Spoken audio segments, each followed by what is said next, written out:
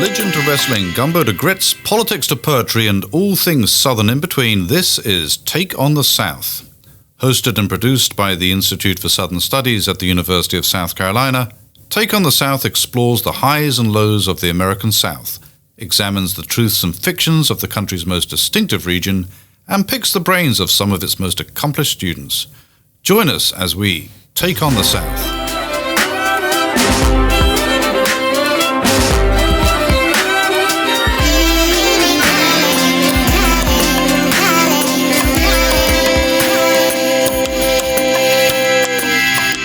Welcome to Take on the South, the podcast of the Institute for Southern Studies at the University of South Carolina.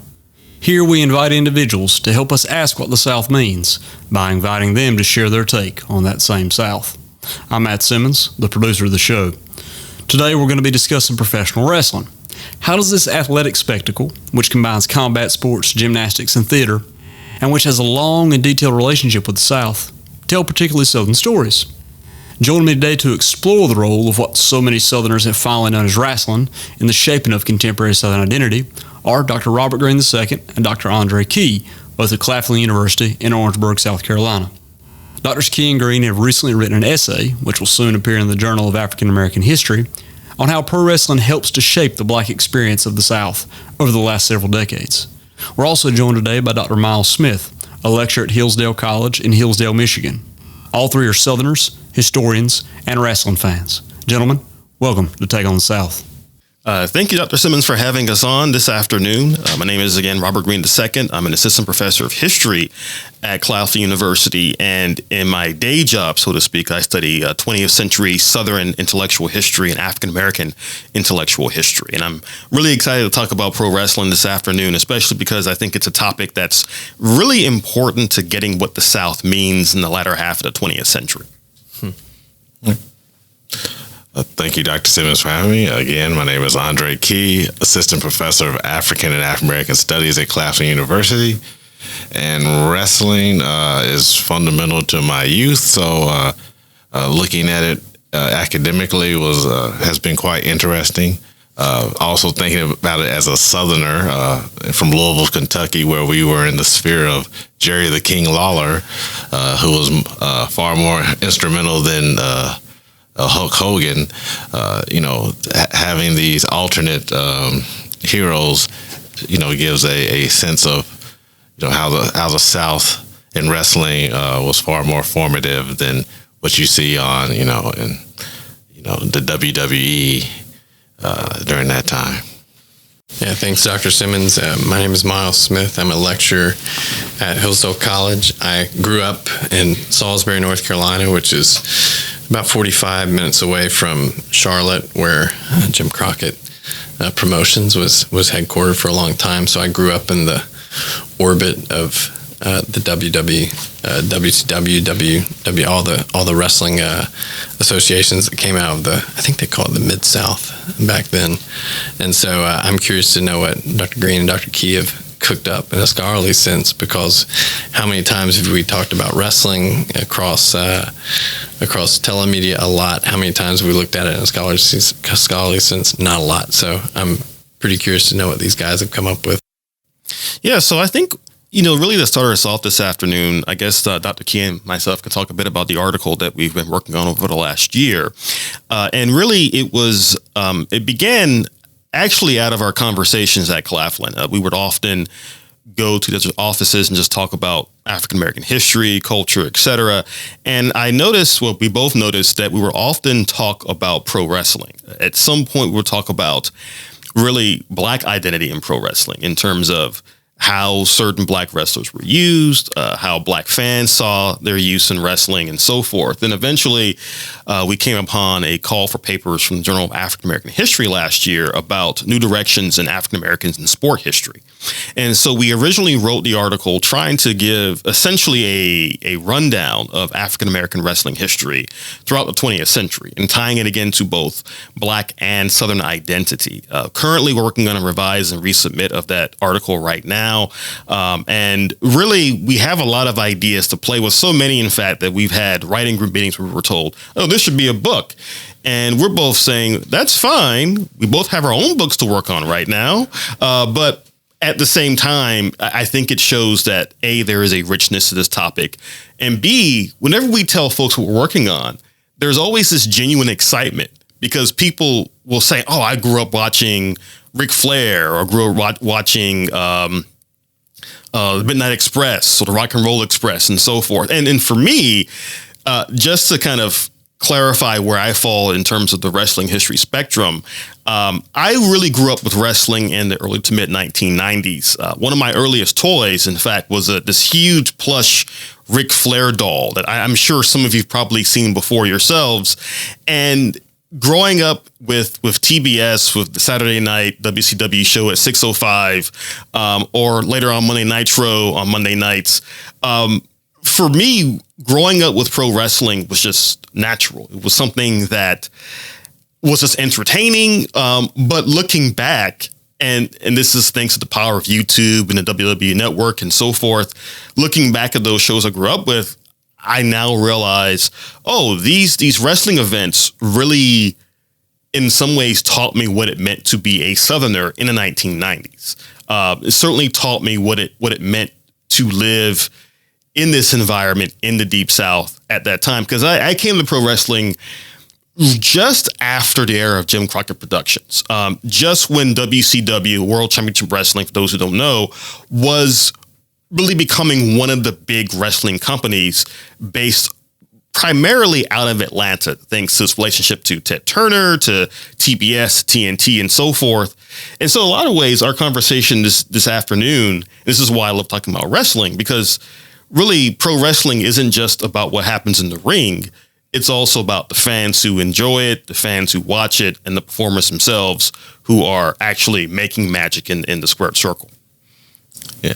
And I think when we first started thinking about the article, it was right after Kofi Kingston had won the WWE title, and we had a conversation about it. It was like, and we both were aware that the WWE was like conscious of its own history of black wrestlers, which is kind of unique in the sense of sports. Is like, you can't really orchestrate. Okay, no team from the Big West has won the national title. Let's fix it so Gonzaga wins. I mean that would be heresy. But in professional wrestling, it's like, okay, let's give this person a push, and it's totally welcomed by the fans. So we were thinking about, just as much as the wrestlers, like Robert said, the fans, and how, as much as anybody, fans were excited for Kofi Kingston winning. And that really let us start thinking about this trajectory of, African-American wrestlers over the past 40 years, particularly starting in the 60s, and how closely professional wrestling mirrored other professional sports and African-American participation in professional sports. So we were looking at, the soul brother phenomenon of the 1960s and how closely that, followed the Black Power movement, and how in the 1970s and 80s, as, Black Power kind of receded, you had new characters such as, the Junkyard Dog, Coco Beware, even before they make the jump to the WWE or WWF at the time, that they're already cultivating these images that could be palpable to audiences across racial lines, cultural lines, class lines.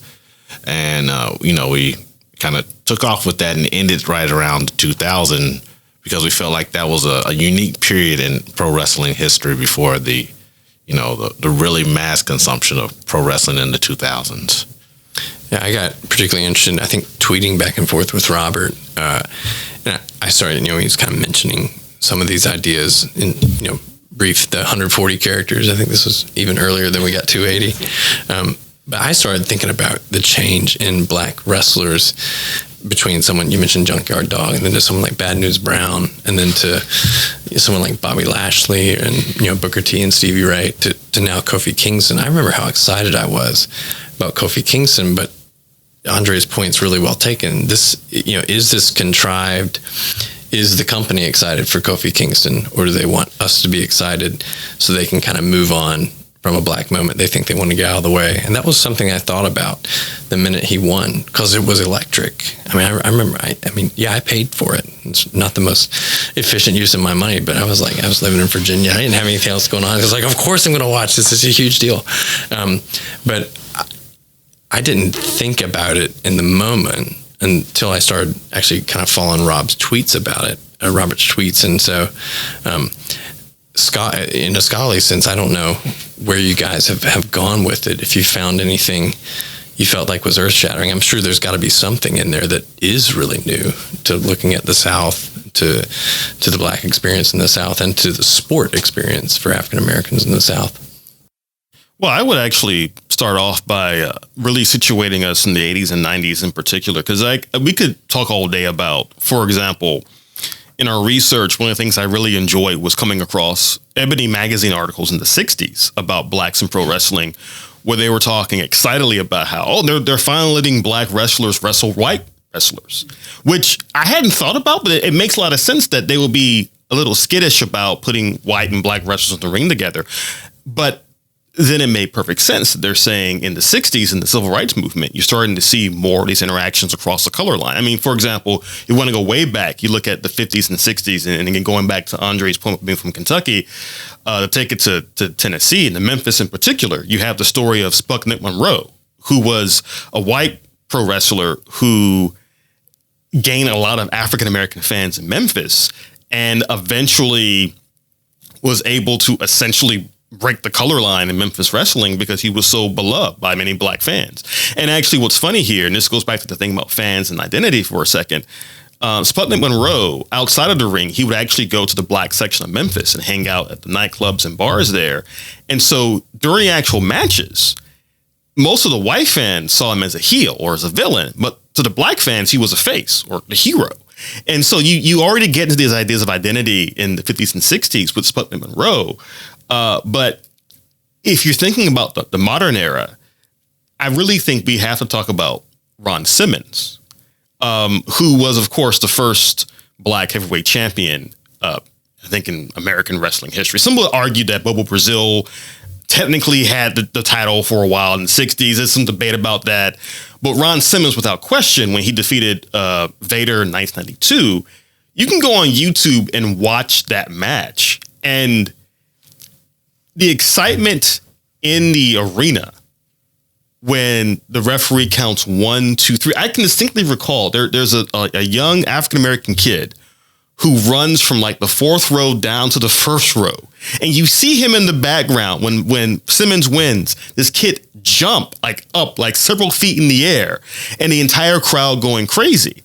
And people would argue behind the scenes that WCW realized, hey, it's time for us to have a black champion. And I think there is an irony there that we're talking about Southern identity. And it was a company based out of Southern wrestling that said, we're going to be the first to have a black champion long before WWE decided to do the same thing. Yeah, and I think what that moment gives us is this debate over, which champions count. Because, as Rob noted, there's these disputed championship reigns.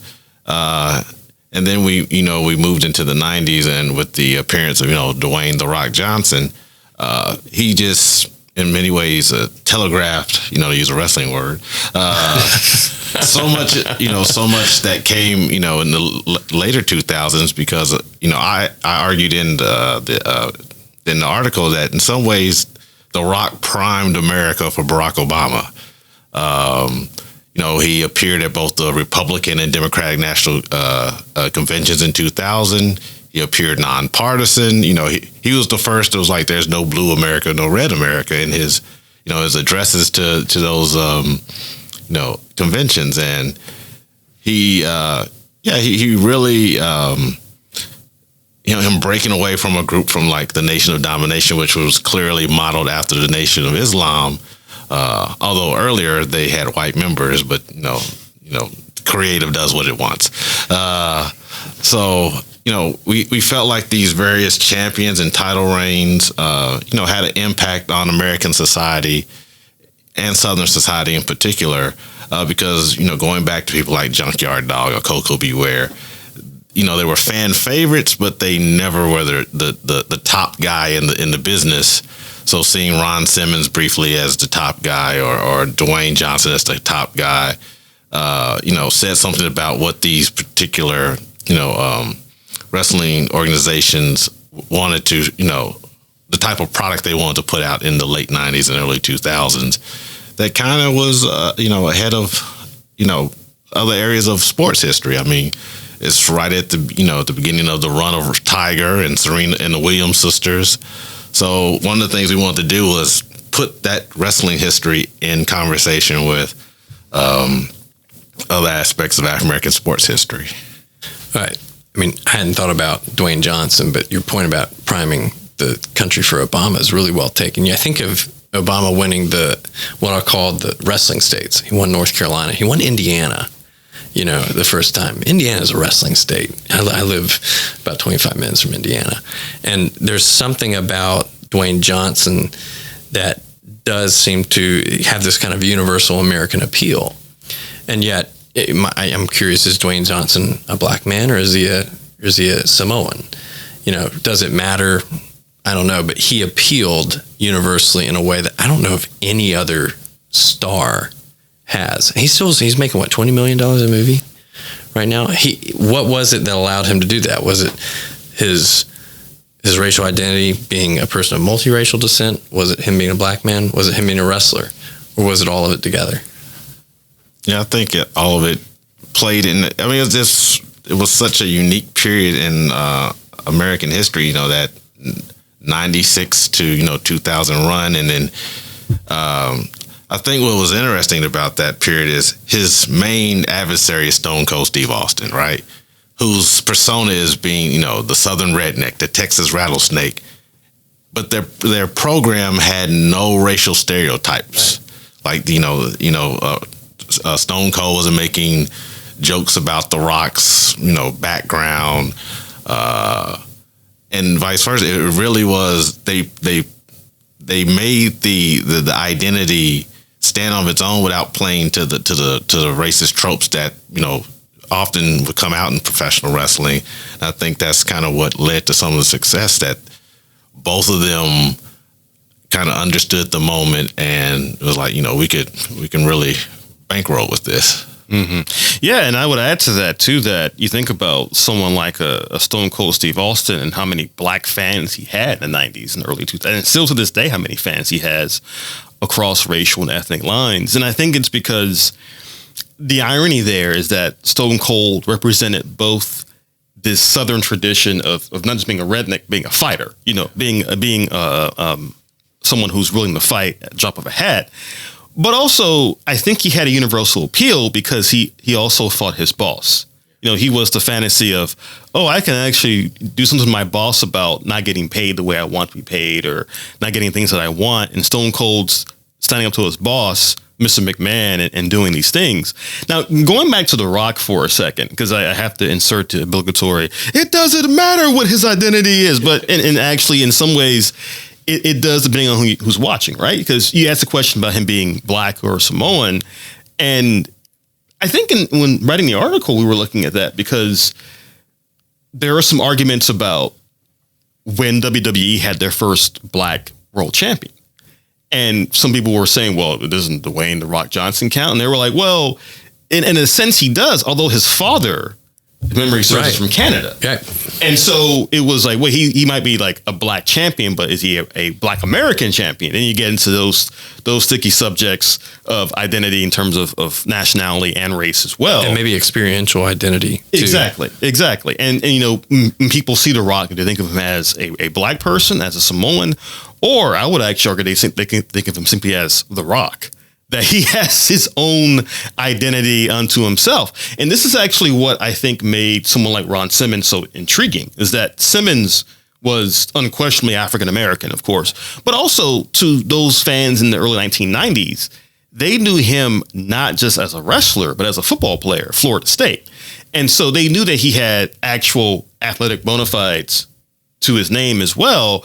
And if you go back and you look at that program, because Andre mentioned a moment ago how Stone Cold and The Rock did not play in the racial stereotypes. If you look back at that Ron Simmons program in 92, when he faces off against Vader, they do at times touch on his race in terms of the opponents he's going up against, mentioning his race a few times, things like that. And WCW actively leaning into the idea we are promoting this person as a black heavyweight champion, because you want to talk about how this gets into identity. This also gets into economics as well. I mean, the Turner Empire, so to speak, understood the importance of black fans in terms of being Southerners, in terms of enjoying a Southern product. And so for folks in WCW, A, it made perfect sense to make someone like Ron Simmons champion, but B, remember at that same time, they had already had issues with people like Hank Aaron talking about the racial climate at TBS and elsewhere within the Turner Empire and saying this needs to be fixed, needs to be changed. And then responding to that partly by saying it's time for us to make a black man heavyweight champion of our company, which again, if you're the heavyweight champion, that means they're saying this person is popular. This is the person we want to not only push, but we want to make the face of our company, at least for this particular time. And another aspect of the essay that I don't know how far we'll go with it was African American women wrestlers. And actually, there's a great documentary that's out on Amazon Prime right now on African American women wrestlers in the 1950s and 60s. And they kind of disappear. And it's not necessarily purposeful, but it seemed that there was a falling away of black female wrestlers with the rise of the Fabulous Moolah. And she kind of changes the direction of women's wrestling from the 60s up until the 2000s. And if you think about any classic match you see in women's wrestling, it's a lot of hair pulling and slapping, not a lot of wrestling until you get to the so-called women's revolution, where you really see it reintroduced in WWE. But there are individual black women's wrestlers who go to the wrestling schools, learn how to wrestle, and are very competitive, but they don't necessarily get opportunities to be the champions. And along with Kofi Kingston, another thing we had discussed is Sasha Banks, no title run, and then before her, you had black wrestlers, but they kind of didn't necessarily get the push. So we also want to look at how African American women were being treated within the industry. One of the things I was curious about, I was thinking through the chronology that you guys are using in the 80s and 90s. Was a diverse champion more important, you think, or a black champion more important? Because I thought about there were diverse kind of characters, Ricky Steamboat, someone like that. But if Ricky Steamboat would have made a title run in the mid-'80s, would it have meant the same thing as a black man making a title run in the 80s?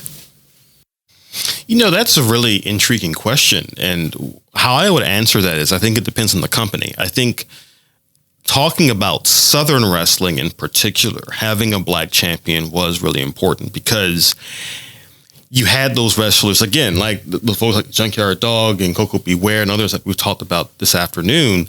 They were folks who maybe they weren't champions per se, but they were the kinds of wrestlers who perhaps did not need a title belt to be relevant. And so they could gain a ton of fans, black and white. And again, I think we need to look at this in terms of not just pro wrestling, but as Andre and I are working on this paper, looking at the broader lens of sport history and cultural history in the South, right? By the 1980s, you have a generation of Southern sports fans who've grown up watching desegregated college football teams or desegregated college basketball teams or watching pro teams out of Atlanta and elsewhere. And so to them, they are conditioned now to start thinking about rooting for black athletes in a way that isn't just coming on their race, but oftentimes saying, hey, this person's part of the home team, whether that home team is the South or the faces of Mid-South Wrestling or Jim Crockett Promotions, et cetera. I think, again, that context is really key here. And then, again, as Andre said earlier, the fact that some of these wrestlers, they're black wrestlers, but they're not always being played up as black wrestlers so much as being played up as the face of the organization, like a Junkyard Dog. Again, he's black, obviously, right? And some of his storylines may play into that, but overall, it was just, this is a good old Southern boy that we all love rooting for, we all care about, and we want to see him defeat the various heels that he comes across in Mid-South Wrestling or elsewhere.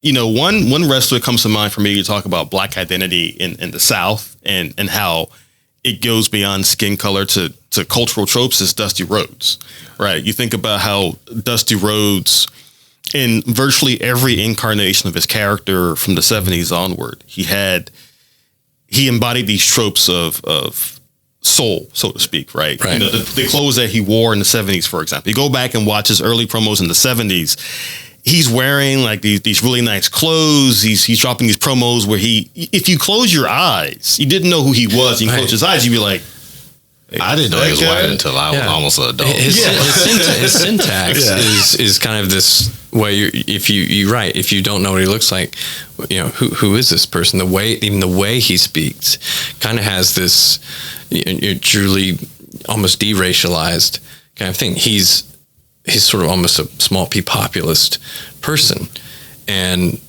in a way that could have been a black man talking or a white man talking. And so for the way I kind of first encountered him was to think of this as a guy who represents whoever's at the bottom of whatever echelon, and he's a champion for them. Of course, it's contrived in some ways, but that was entirely, that was who he was. And I don't even think I thought of him as a white man, the same way I did think of Steve Austin as a white man, because Steve Austin is Texas. And right, there's kind of just this imprint that, okay, a guy named Stone Cold Steve Austin, who's from Texas, who talks like that, is automatically white in my mind, in a way a guy named Dusty Rhodes wasn't. Mm-hmm. Yeah, I mean, I think the Dusty Rhodes experience was really formative for a lot of wrestling fans in the 70s, 80s, even going to the early 90s. And, you know, and I think Rhodes really embodies some of how Southern culture, going beyond wrestling for a second, how Southern culture depends so heavily on black culture and taking from black culture and the like. I mean, again, you think about not only some of the promos he dropped, but some of the enemies he had, right? I think, for example, if you go on YouTube, you can find some promos he had against Ernie Ladd, who was an African-American wrestler, who's also from the South, who's also a football player in the AFL back in the day.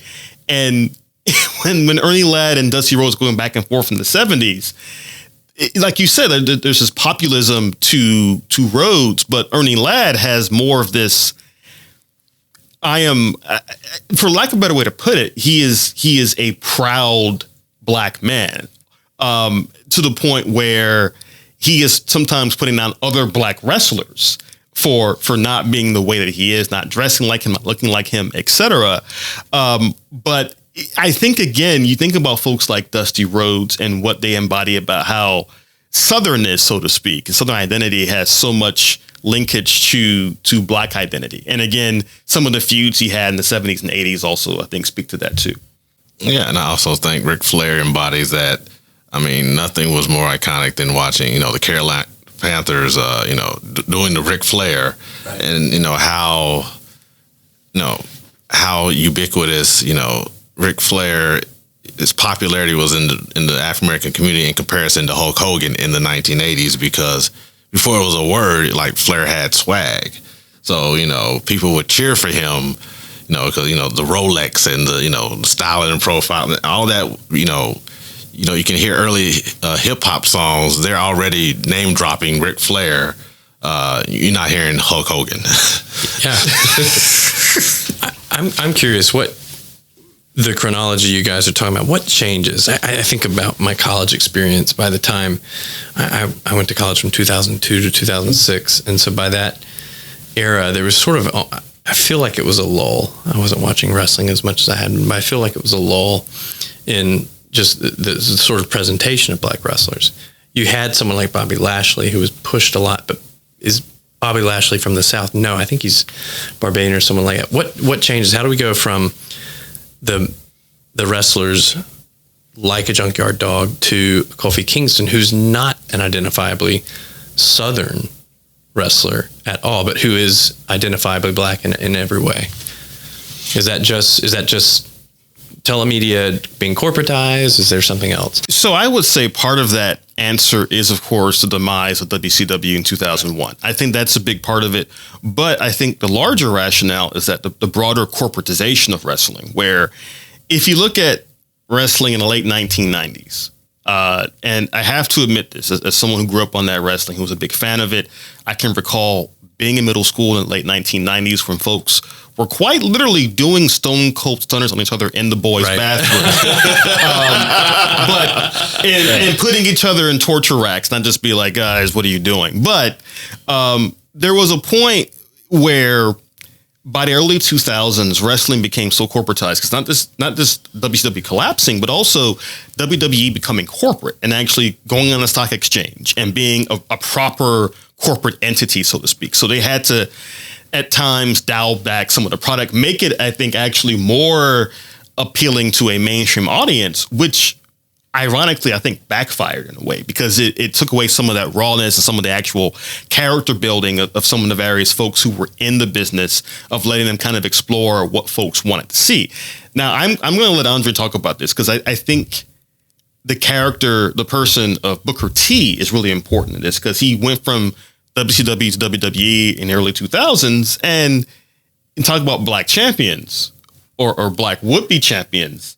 I think Booker T's story is really instrumental in talking about this in terms of modern context.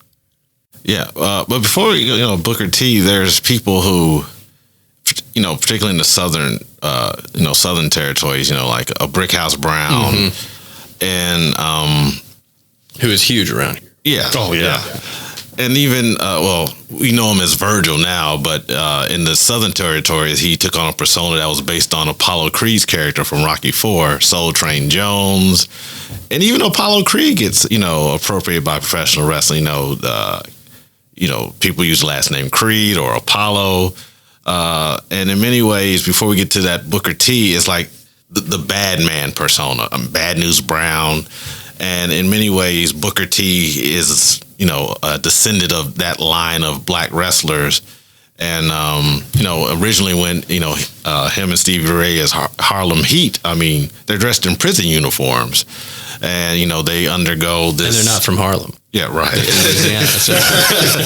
Right. So even their presentation is all about this bad man persona. And, Booker T, kind of becomes one of the top men in the final days of WCW.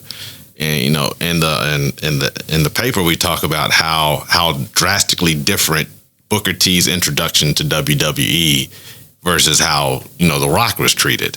That iconic scene, or he's like The Rock asking him like, "Who are you?" And it wasn't just in terms of him the person. It's almost like the whole company. Booker T was representing WCW, and it's like, who are you? And the path he had to take is the WrestleMania debacle, if you want to call it that, which ironically the Biography network or station has been running WWE biographies, and incidentally enough, his WrestleMania loss to Triple H isn't a part of the program. What? That's telling. Yeah, to me. Yeah. And the WWE has a very heavy hand on that show and what gets produced, and it's very it's noticeable to a lot of people that was left on the cutting room floor, because it's in Booker T's early WWE career, that like he did everything right, that was supposed to be his moment, and for him to lose like that to Triple H, kind of showed that there was still some room to go, because if you go back to The Rock never plays the black wrestler, whereas Booker T, even his name, you can't get away from his racial identity, and it's come somewhat significant that now he's one of the main commentators on just wrestling period, about how you should go through the business, how you should be successful within the WWE. Is that a way of keeping black fans, robbing them of something that? No, he was probably a deserving champion, but he doesn't get it. Is that a way that the WWE sort of keeps people watching? It's like, hey, we'll give you something at some point, or was this something different? See, I would argue with the Booker T situation 2003. What made that especially frustrating for black fans was the way it was framed. Was it looked like he was going to win leading up to the match. I mean, I remember the promos in the weeks leading up to that match where it was things like Ric Flair, Triple H telling Booker T to get their bags. They were playing up the fact that Booker T in real life came from a tough background. Like he actually grew up in a tough background. They were playing this up, saying that he turned his life around, that he was doing the things the right way. And even the match itself, it looked like, oh, okay, they're going to let him beat Triple H. And then there's that moment in the match where not only does Triple H do his finisher, but he takes like 15,000 seconds to cover him. And people were thinking, okay, that's their out to let Booker T kick out. He doesn't. And folks were like, wait, he did all that and he lost. And even to this day, speaking of fandoms for a second, you have a lot of podcasts with WWE personalities where they talk about these matches in the past. And they all swear up and down that was the whole plan, that Triple H was going to prove just how villainous of a heel he was by winning a match that people assumed he was going to lose.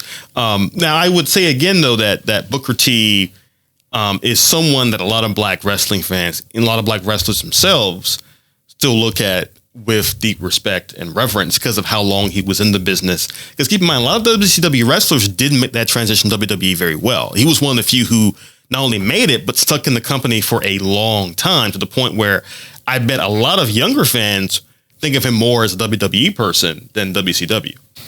I think if you compare the Booker T that program to like Eddie Guerrero, who also they played very heavily on his background, but he ends up winning in the end. I think that kind of shows you how bad they handled the Booker T. Right. When you see that, yes, they many times have played on someone's background of being, hard times, and that's their crown. That WrestleMania moment is their crowning moment, and for him not to get it, and then it kind of just died. The storyline kind of died. And there was no, because he never did actually hold the WWE championship. He only had the World Heavyweight Championship, which was the old WCW. And they had a tag team championship too, didn't he and Stevie Ray have a? Oh yeah, they were tag team champions, I think, several times WCW. But he never held the belt in the WWE. So. What when I think of someone like Booker T, I'm thinking you mentioned masculinity, Andre, and I think this question, like, he's a big man. Kofi's not.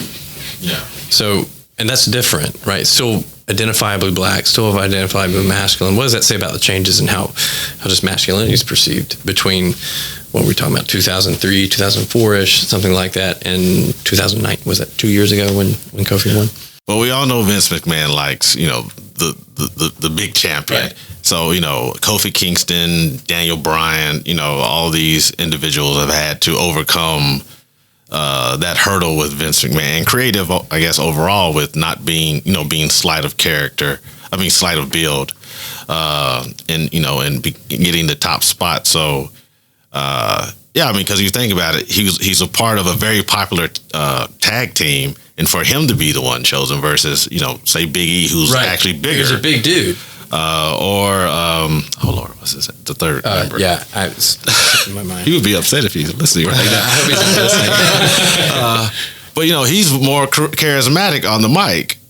So it's like Kofi's actually the least charismatic and the smallest, but he's been in the company longer, but he's probably the most athletic. Right. So I guess that makes up for it. Is that something that the WWE is almost getting away from the Southernness? I think of Southern sports, we like big guys who do big things. It's kind of the legendarium of the South is about big men doing big things. Is this a change in the South too?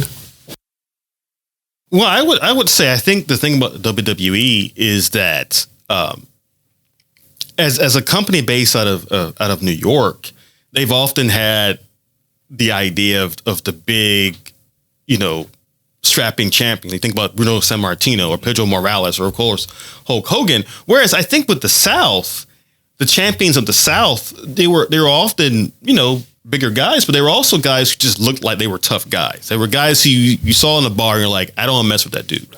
I want to leave him alone. And you look at whether it's even if you think of someone like Ric Flair, for example, right? Going back to him for a second. he was a big guy, but he was also a guy, even though he had all the fancy cars and stuff, you could look at him and think, oh, I could buy him at the end of the day. If he had the scrap, he could hold his own, right? Or you think about other champions in the smaller companies like Mid-South or in Memphis, like Terry King Lawler, right? He looked like just like a brawler, for instance, or even Junkyard Dog. These are guys who, they were big guys, but it wasn't so much they looked like superheroes the way the guys in the old WWF did. It was, they looked like the guys you saw at the bar who you kind of left alone. You might have some drinks with them, but if you provoked them, you knew your night was going to turn out very badly. And I think that's kind of the thing about Southern wrestling in general is it was always meant to be more realistic. It was meant to be more raw, so to speak, that it felt more like, even if you knew what you saw was scripted, there was always that sense in like your mind of, I don't know, this somehow feels a bit more real. Andre and Robert, I want to ask a question about corporatization, the South, and Black identity.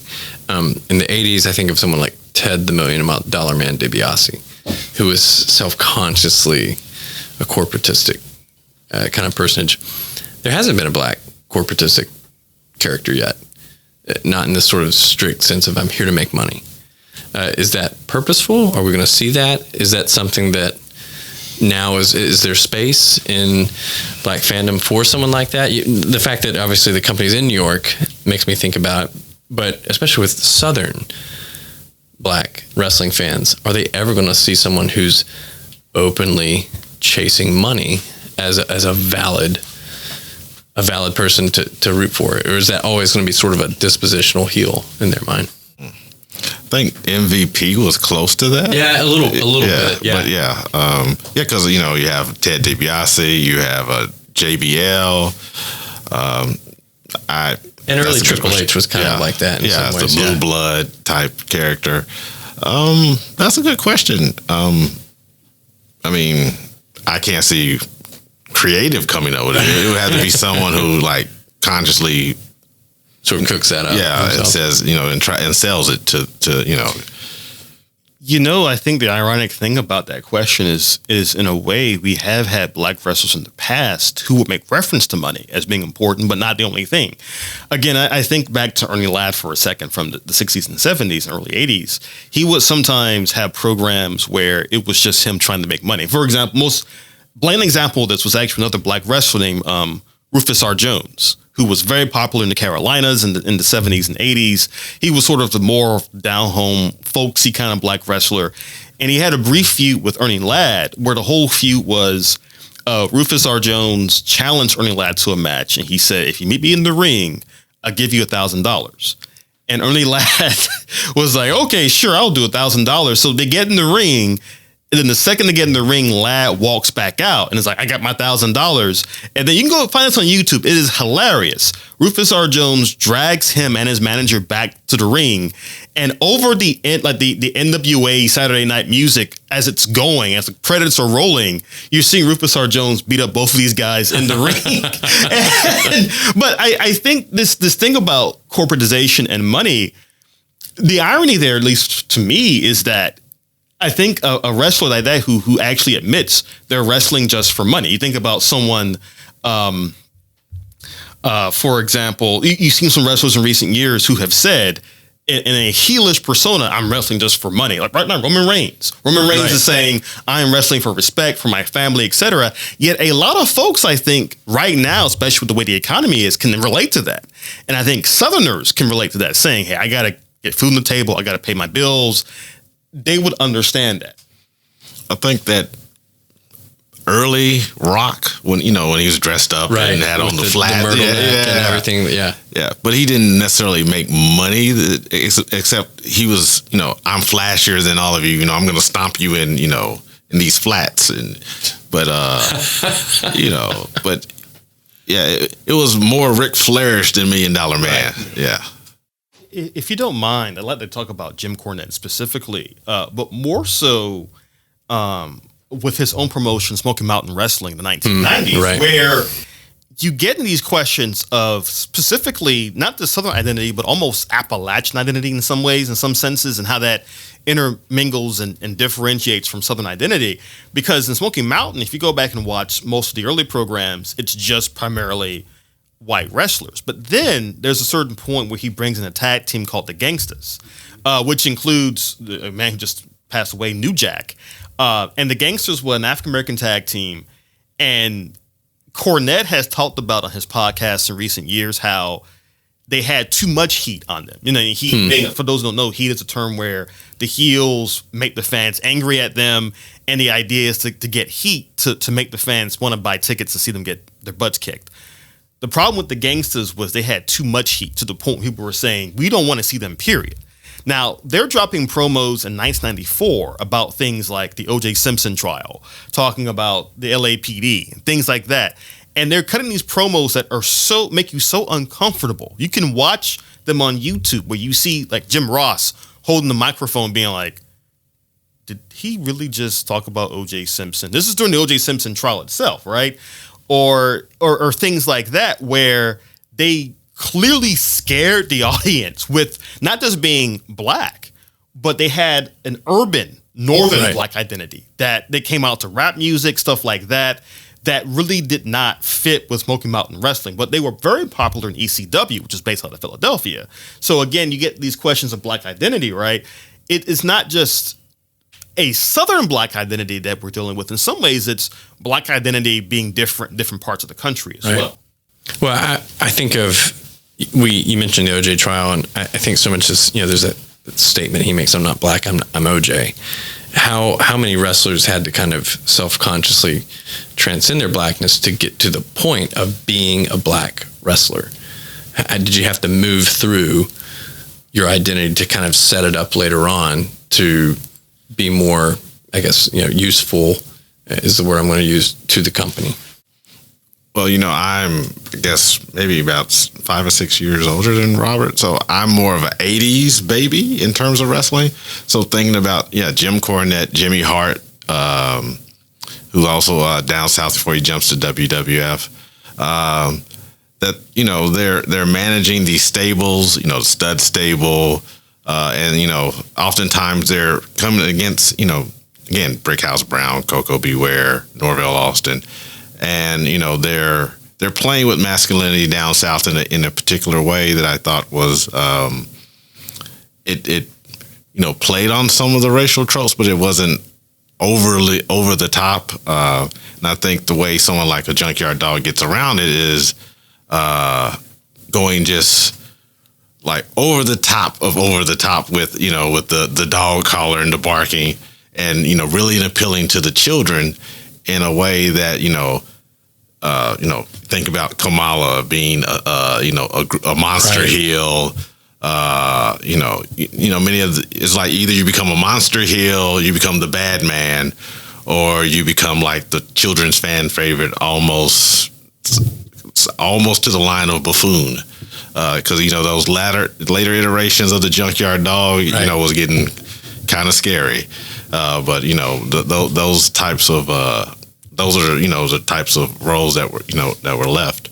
But when you think about just Southern identity in wrestling, you can't go without mentioning the Fabulous Freebirds. Right. So if there was ever a defense for heritage night, it would be the Freebirds. Because I grew up in the South. I saw the Freebirds, and those are the Freebirds.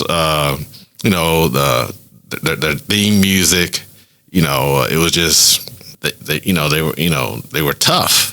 So, seeing them in Texas, the Von Erichs, it just was a very, different time in the 80s. And I think one of the shifts is, not only are you watching the Freebirds wrestle, on TV, you're watching Archie Bunker, you're watching George Jefferson, you're watching Fred Sanford, who are all engaging in various forms of racial realism on TV through these Norman Lear TV shows that, Freebirds aren't going to be standing out as something other than, a group of Southern redneck wrestlers. So. Do you think how much of racial realism goes into black wrestlers? Not very much. I think it's so much of a gimmicky performance. Right. Would racial realism be too much? I think about what's gone, Charlottesville, kind of the re-racialization of politics in so many ways. Can a black wrestler be a black wrestler without what Robert said, kind of getting too much heat? Is wrestling far enough along in its kind of, I guess, racial understandings to have that space? I think actually an example of how that could work in a positive way is the New Day. Okay. Right. The New Day, I think the irony there is that the New Day, the three members, I think it's Austin Creed, Kofi Kingston, and Big E, right? Big E, his parents are from West Africa, I think from either Nigeria or Ghana. Kofi Kingston is like playing this. Well, he for a long time was playing like a Jamaican character, and Austin Creed is supposed to be. He's from the Caribbean, right? Isn't Kofi? Yeah, and he kind of played that up a lot in his earlier wrestling days. And then Austin Creed represents more of the prototypical Black American experience, so to speak, but in a nerdy way almost. And I think they are an example of what Black wrestling can be in terms of really diving into modern day ideas of Blackness being diverse unto itself, right? Because you have them, you have someone like a Bobby Lashley, who's more of, he's just a big, strong guy with, again, actual MMA credentials who we can buy as a champion. And military credentials too. I believe so, yeah. And so, you have these different ideas of what a Black wrestler can look like. You look at the women's side, for example, Ember Moon or Sasha Banks or so many others right now. And so in a way, I think what you're seeing in terms of Blackness and Southernness in wrestling is a mirror for how we're thinking about Black Southern identity now, how it's much more diverse and much more, I think it covers a larger playing field than it did, say, 20 or 30 years ago, where we were more accepting of different ideas of Blackness or identity than we were, say, in the 80s or 90s. And I think this is where the collapse of WCW becomes important, because if you think about, just Southern popular culture, you have the emergence of the Dirty South as a theme, right? Right. And there's no WCW at the time.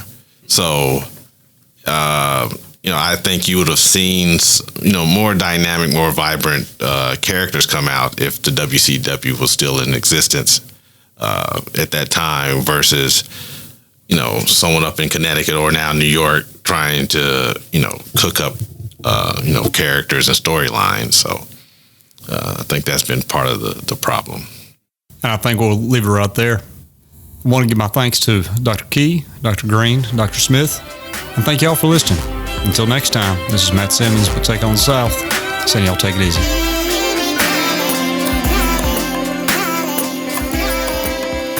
That was our Take on the South. Let us know yours. Find us on Facebook, Twitter, and Instagram at U of SC South. Take on the South is produced by Matt Simmons of the Institute for Southern Studies.